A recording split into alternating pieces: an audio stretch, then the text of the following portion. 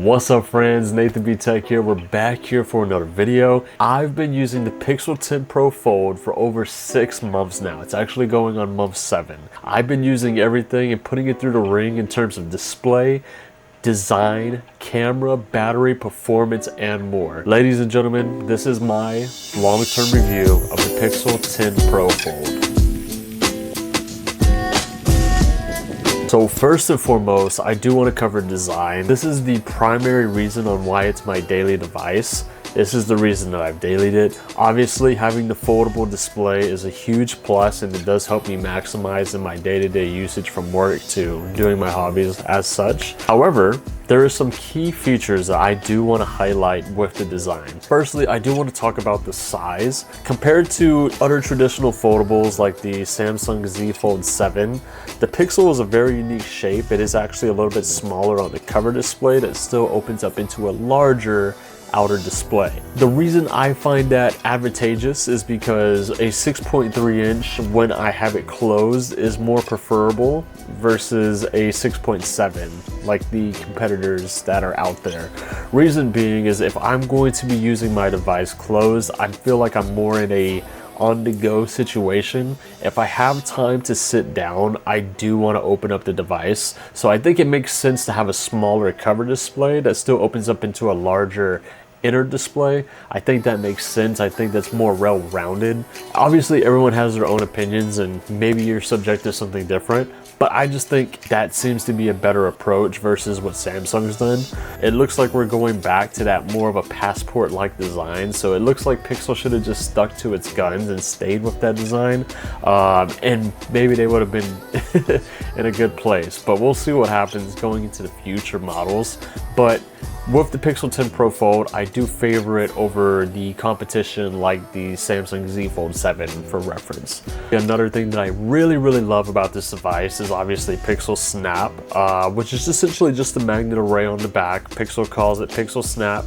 I love it. I have a lot of wireless chargers laid out around my house, my car, etc.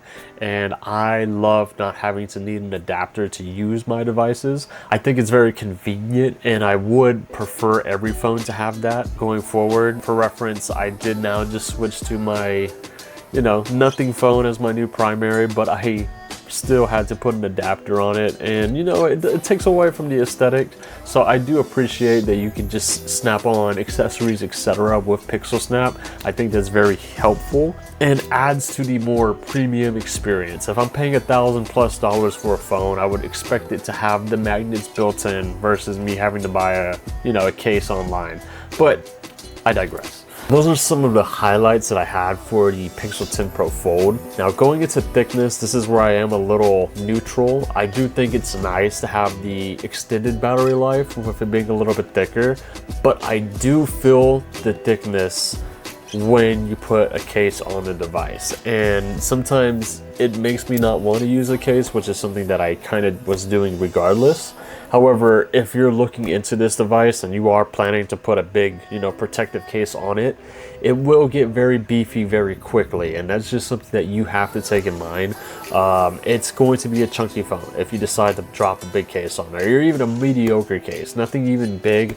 It's going to beef it up, but it does get heavy really quickly. Not a big deal for a lot of people, but I did want to point that out. Now going into power, it is using the Tensor G5 processor, which is very controversial. A lot of people were hoping it would be the cure to all Tensor chips, and unfortunately it wasn't. It's still in a weird position. It's not as strong as a Snapdragon or a MediaTek processor, but they're still charging a hefty price on it.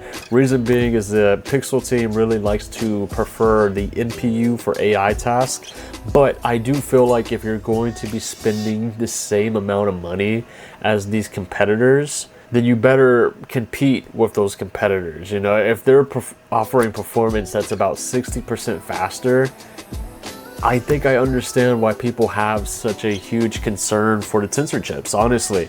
Now, in day-to-day usage, the device is great and you're not going to notice any slowdowns. Pixel is very good with optimization, as they should be. They make Android, Google. But when you do start to play any type of games, that is where that Tensor G5 chip is going to struggle. It's not made for it. It's more of like a high-end mid-range processor in today's world, and not necessarily bad, but you're not going to be able to run, you know, your games on high settings. It's definitely going to be on a medium setting at most. So just take that in mind. If, like I said, if you're not planning to do any type of gaming, this device is going to be great for you. But if you do plan to do any type of editing, any type of gaming, I would suggest checking out other options that are going to be similarly priced.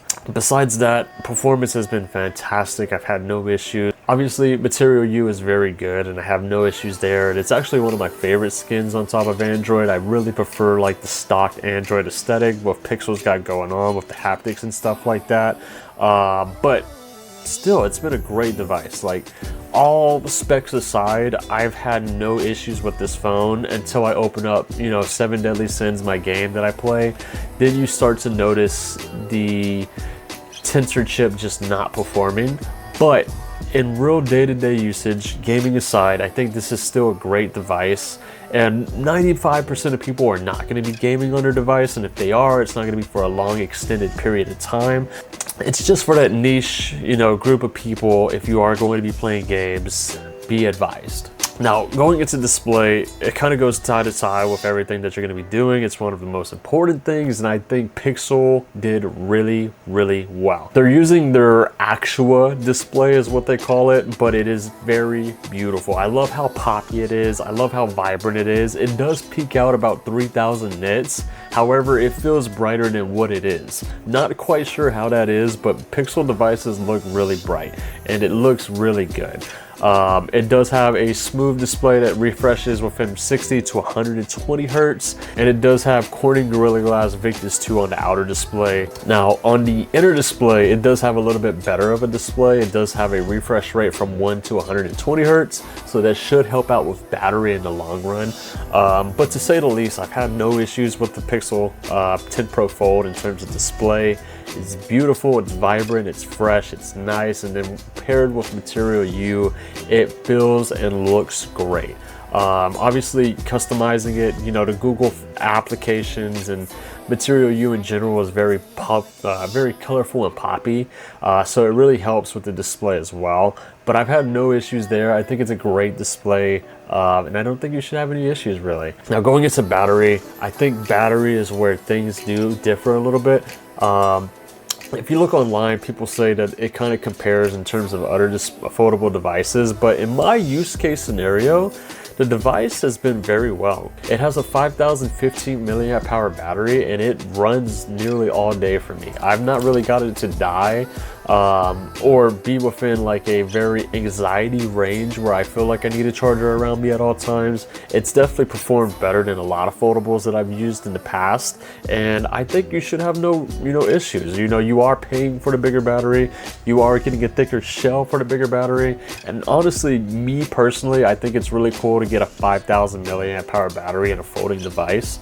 I know that's not necessarily easy to do, and I do think it goes a long way in terms of, you know, gaming, media consumption, day-to-day tasks. I've had no issues. Even when I'm out in the summer heat and I'm using it pretty heavily, it's performed really, really well. And you know, when you pair that up with like the Tensor chip, although the Tensor chip's not the fastest, it has become much more efficient over time, and it does run more efficiently in general. It doesn't get as hot, so therefore it doesn't die as fast.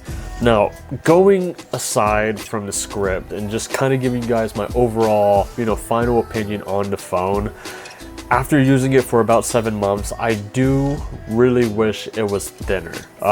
You know, when you do have other foldables coming soon and foldables currently that are as thin as this, it really kind of opens your eyes to how thick and how heavy, you know, the Pixel 10 Pro Fold is. And that's not to say anything bad about it. I just think once you put a case on it, things really start to feel a little bulky and a little chunky. In my original review, I did say that wasn't a big deal. However, I did put a Casetify case on it and I regretted it immediately. And I've been using that case, and obviously you can get thinner cases and whatnot, and maybe this is not a huge deal for me. This is really just the only gripe that I can really find, because the phone's been fantastic. But the other gripe that I have is also the camera. The camera just does not match up to like the rest of the Pixel 10 series in general.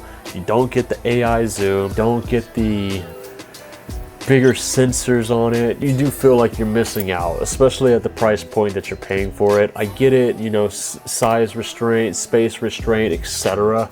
But I do wish there was a way to do better in the camera department. Obviously, it's not the hardest thing to do in the world. I just wish it was a thing to do. Other foldables do have restraints on their cameras as well, due to restraints in terms of spacing inside the phone and size and thinness, etc. I get that, I understand, but at the end of the day, you know, when you're paying this amount of money, I really wish you got a better experience in terms of the camera. The smaller sensors on the Pixel 10 Pro Fold just don't stack up in terms of low light performance.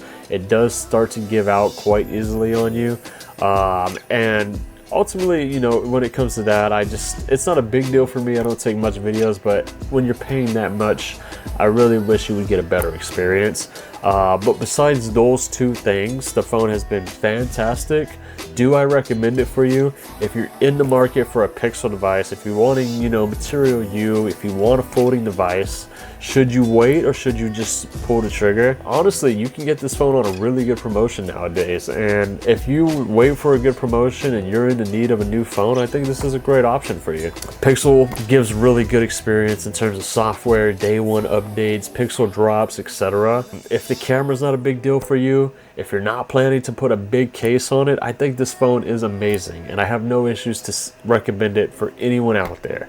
Going forward for the next iteration, I do hope they make it smaller, a little bit thinner, a little bit more passporty design, but I don't know where that's gonna go. The foldable market's about to switch up really crazy in a couple months from now, so we'll see what direction Google decides to go. But really, I just hope the camera gets a huge upgrade. Like, come on. I get space restraint, but like, to not just put the bigger sensor in the phone, like the phone's already thick, why not just make it a millimeter thicker and put a better sensor in it? That's just my opinion. But let me know what you guys think in the comment section down below. If you do have a Pixel 10 Pro Fold, drop your opinion down there below. Did I miss anything? Do you have any preferences, any pros, any cons? Let me know. If you enjoyed the video, make sure to drop a big fat like and subscribe. I really appreciate it. It does go a long way. But until then, I'll catch you guys in the next one. Hope you guys stay safe. Hope you guys have a good day. Peace.